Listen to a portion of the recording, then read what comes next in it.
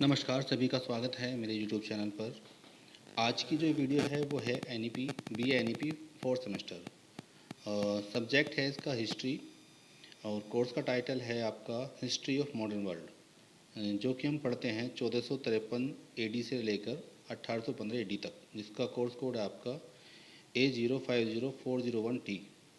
तो उसका आज हम जो भी सिलेबस है आपका फोर्थ सेमेस्टर का, क्योंकि आपका एग्ज़ाम होने वाला है जल्दी, तो उसके सिलेबस को हम एक बार चर्चा करेंगे। सिलेबस में क्या क्या है, तो मैं सिलेबस को ही आ रहा हूँ लेकर। तो जो इसका पहला यूनिट है वो है आपका पुनर्जागरण। पुनर्जागरण का मतलब क्या होता है, यानी कि जो पुनर्जागरण हुआ उसके कारण क्या हैं, उसकी विशेषताएं और उसका प्रभाव। तो ये सारी चीज़ें आपको इस टॉपिक में से कर लेनी है तैयार। जो आपका पुनर्जागरण है उसके जो आपके कारण हैं, उसकी विशेषताएं, उसके प्रभाव।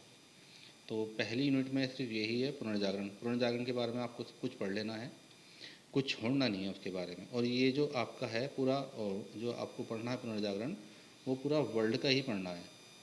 जो वर्ल्ड में पुनर्जागरण हुआ तो उसके बारे में आपको पढ़ना है इसमें। तो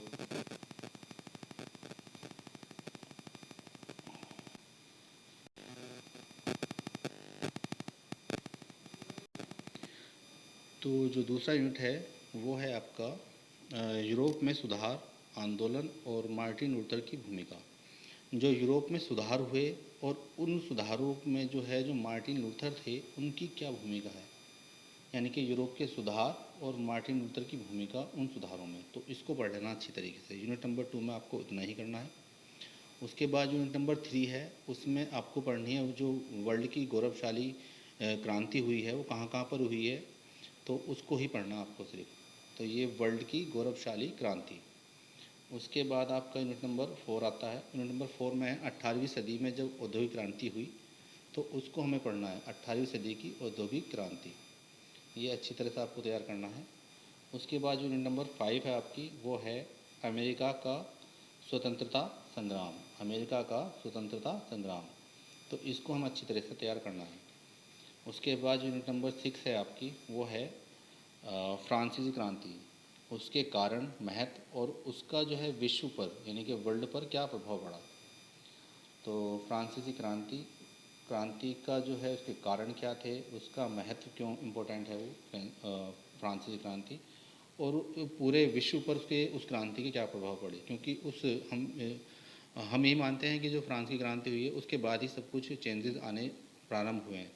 तो पहली क्रांति फ्रांस में हुई थी, इसलिए इम्पोर्टेंट है, तो इसको अच्छी तरह पढ़ना है। उसके बाद यूनिट नंबर 7 है, इसमें जो है इम्पोर्टेंट है वो है आपका नेपोलियन बोनापार्ट और महाद्वीपीय व्यवस्था, यानी कि जो कॉन्टिनेंटल सिस्टम था इसका वो। उसके बाद और उनकी जो विदेश नीति थी वो क्या थी। जो नेपोलियन बोनापार्ट था उन्होंने एक तो ये स्टार्ट किया जो महाद्वीपीय व्यवस्था थी, और दूसरा जो उनकी विदेश नीति थी वो कैसी थी। तो ये हम अच्छे से तैयार करना है यूनिट नंबर 7 के लिए। और यूनिट नंबर जो 8 है लास्ट में, वो है वियना कांग्रेस 1815 में। तो जो 1815 में इसकी स्थापना हुई थी वियना कांग्रेस की, उसके बारे में आपको अच्छी तरह से पढ़ना है। उसके कारण, उसका महत्व, विशेषताएं, ये सब चीज़ें ही आती हैं।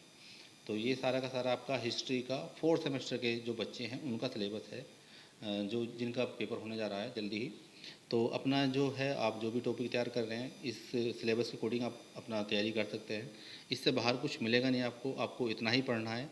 इससे ज़्यादा पढ़ने की आवश्यकता नहीं है। इतने में ही आप कि जो है नंबर आप पास होने लायक भी आ जाएंगे, और उससे ज़्यादा भी आप ला सकते हो, क्योंकि इन्हीं के बारे में आपको क्वेश्चन वहाँ पर मिलने वाले हैं। आज की वीडियो में यहीं तक, धन्यवाद।